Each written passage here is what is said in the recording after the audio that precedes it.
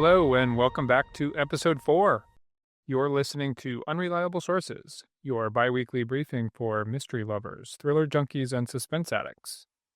I'm Mike Donohue, thriller author and crime fiction fan. On today's show, we're diving into some big fall releases that should be on your radar, talking about a disappointing industry development, celebrating some international crime fiction awards, and, inspired by my recent holiday north to Prince Edward Island, taking a literary road trip through Canadian crime fiction. Plus, I'll let you in on what I've been reading and watching lately. Let's get into it. Let's kick things off with some recent headlines from the Crime Beat. Goodreads has released their list of the most anticipated books for the fall, and there are some solid genre picks worth noting, including Oyken Braithwaite's Cursed Daughters, Frida McFadden's The Intruder, Stacey Willingham's Forget-Me-Not, and on top of my personal anticipation list, after a one-book foray into standalone, which maybe he's going to turn that into a series as well, but it's Richard Osman's 5th Thursday Murder Club book, The Impossible Fortune. Also noted that John Grisham returns with The Widow, always reliable for courtroom drama fans. In more disappointing news, but perhaps not surprising, the Associated Press announced they're ending their weekly book review program as of September.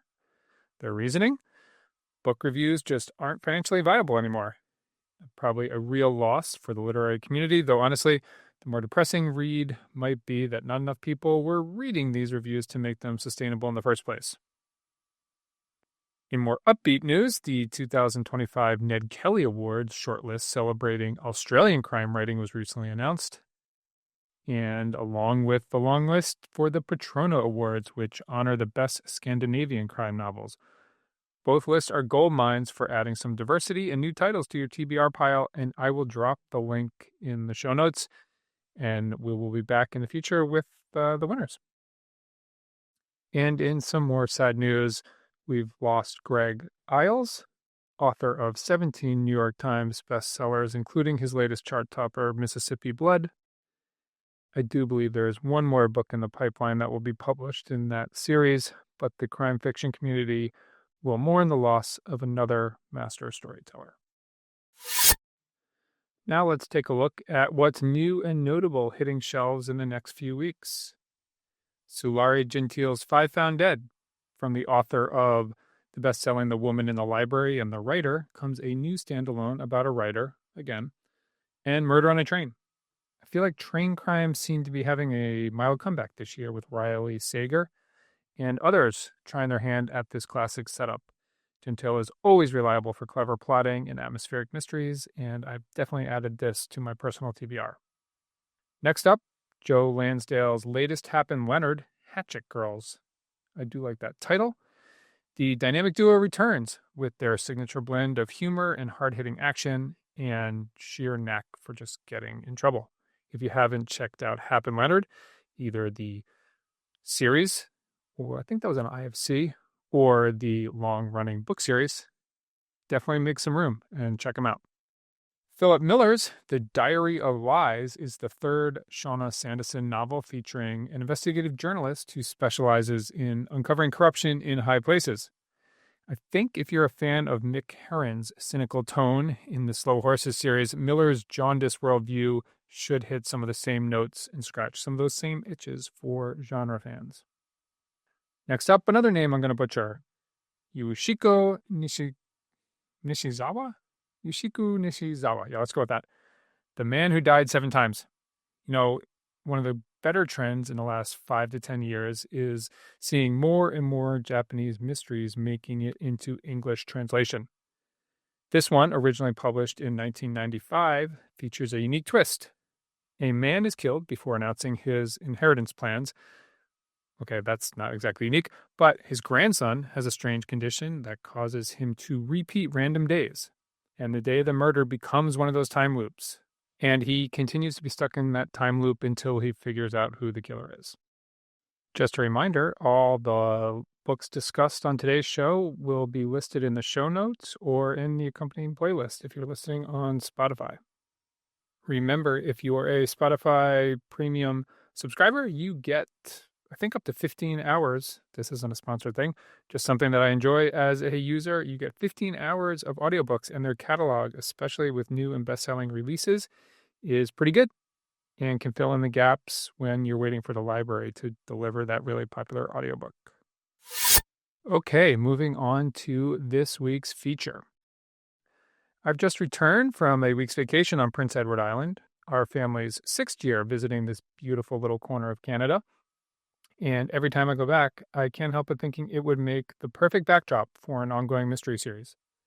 Now, I did set my 4th Max Strong book, the thriller Trouble Will Find Me, in a fictional town on Prince Edward Island. And personally, it's one of my favorites, and I think it works really well.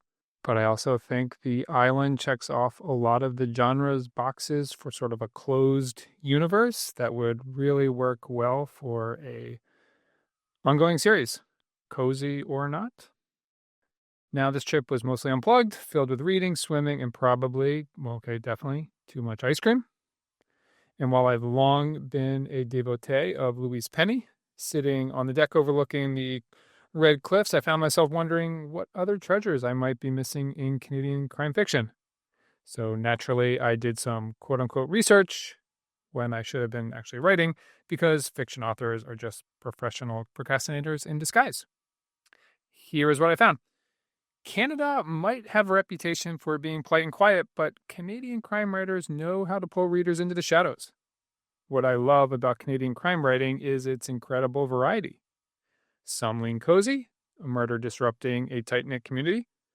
Others dive into suburban paranoia, peeling back the walls of everyday homes. Then there are the northern noirs, where snow and isolation become active participants in the story. Now, landscape always seems to play a role in Canadian crime fiction. Snowstorms, remote towns, even a quiet cul-de-sac aren't just backdrops, they're actively shaping and influencing the narrative. Plus, the mix of languages and cultural perspectives make the genre unusually diverse, with French language Quebec writers bringing their own gritty style and Indigenous voices also expanding what crime fiction can be. Let's take a quick literary cross-country tour. Starting in Quebec, Louise Penny's beloved Inspector Gamache novels bring Three Pines to life in the eastern townships, while Roxane Bouchard adds maritime noir from the Gaspé.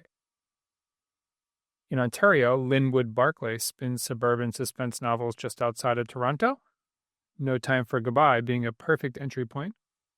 Meanwhile, Maureen Jennings' Murdoch Mysteries reimagines 19th century Toronto with rich historical detail.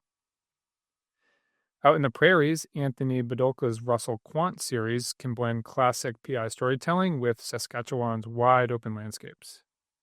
Brenda Chapman's Stonechild and Rouleau Mysteries and Hilary MacLeod's Shore series offer small-town suspense rooted in the Atlantic maritime communities. And then finally, up north, Scott Young's novels capture the stark beauty and isolation of Canada's Arctic frontier. Don't get me wrong, Louise Penny is fantastic. And if you only know the relatively underwhelming recent TV adaptation, Three Pines, and have not read the novels, they offer so much more depth and characterization and joy. I strongly recommend you check those out. But I hope I've convinced you that there's a whole ecosystem out there beyond Louise Penny and Linwood Barclay. If you're looking for recommendations, the Crime Writers of Canada organized the annual Arthur Ellis Awards celebrating the best mysteries and thrillers in both English and French, and browsing their winners is a great way to discover talent you might not find on the bestseller tables. Canadian crime fiction is as varied as the country itself, from cozy to terrifying with everything in between. What ties it all together is a strong sense of place and a willingness to dig into the human side of crime. If you want to dive even deeper into Canadian crime fiction, I've written up a 1,400-word blog post when, again, I should have been writing the next chapter in my book.